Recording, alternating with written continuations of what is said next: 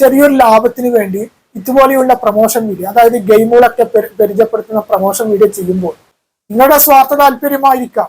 ഇപ്പോൾ ഈ അടുത്ത ദിവസമായിട്ട് വലിയൊരു വിവാദം ഉണ്ടായിട്ടുണ്ട്. ഒരു പ്രൊഡക്റ്റ്, ഇപ്പോൾ ഒരു 100 രൂപന്റെ ഒരു പ്രൊഡക്റ്റിനെ കുറിച്ചിട്ട് നിങ്ങൾ പരിചയപ്പെടുത്തിയിട്ട് ഈ പ്രൊഡക്റ്റ് നിങ്ങൾ വാങ്ങിച്ചോ, നിങ്ങളെ ഈ ഓൺലൈൻ ജൂതാട്ടത്തിൽ കൂടിയിട്ട് പലവരുടെയും കാശ് പോകുന്ന വാർത്തകൾ നമ്മൾ കേൾക്കാറുണ്ട്. ഇപ്പൊ ചില യൂട്യൂബർമാരൊക്കെ അവരുടെ സബ്സ്ക്രൈബറിന് വേണ്ടിയിട്ട് ഇതുപോലെയുള്ള ഈ ഓൺലൈൻ ജൂതാട്ടത്തെ പ്രൊമോട്ട് ചെയ്യുന്നത് നമ്മൾ കാണാറുണ്ട്.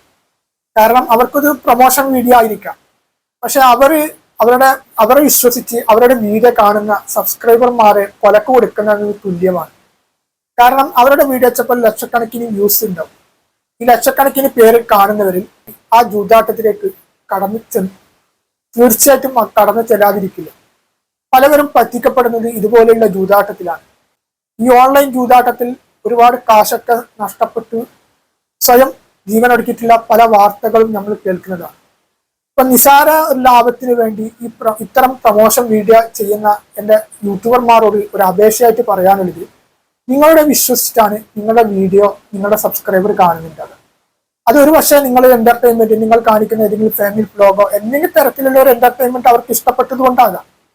അങ്ങനെ ഇഷ്ടപ്പെടുന്ന സബ്സ്ക്രൈബർമാരെ ചെറിയൊരു ലാഭത്തിന് വേണ്ടി ഇതുപോലെയുള്ള പ്രൊമോഷൻ വീഡിയോ, അതായത് ഗെയിമുകളൊക്കെ പരിചയപ്പെടുത്തുന്ന പ്രൊമോഷൻ വീഡിയോ ചെയ്യുമ്പോൾ അത് നിങ്ങളുടെ സബ്സ്ക്രൈബറെ നിങ്ങൾ വഞ്ചിക്കുന്നതിന് തുല്യമാണ്. അതുകൊണ്ട് ഇത്തരം പ്രൊമോഷൻ വീഡിയോകളിൽ നിന്ന് ഒഴിയണം.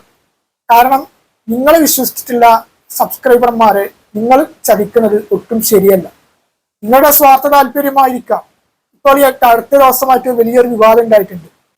ഇതുപോലെയുള്ള ഓൺലൈൻ ജൂതാട്ടത്തെ ഒരു ഫാമിലി ബ്ലോഗ് പരിചയപ്പെടുത്തിയിട്ട് ആ ഫാമിലിക്കെതിരെ പലവരും കടുത്ത വിമർശനവുമായി രംഗത്ത് വന്നിട്ടുള്ള വീഡിയോകൾ ഇന്ന് യൂട്യൂബിൽ കാണാൻ പറ്റും.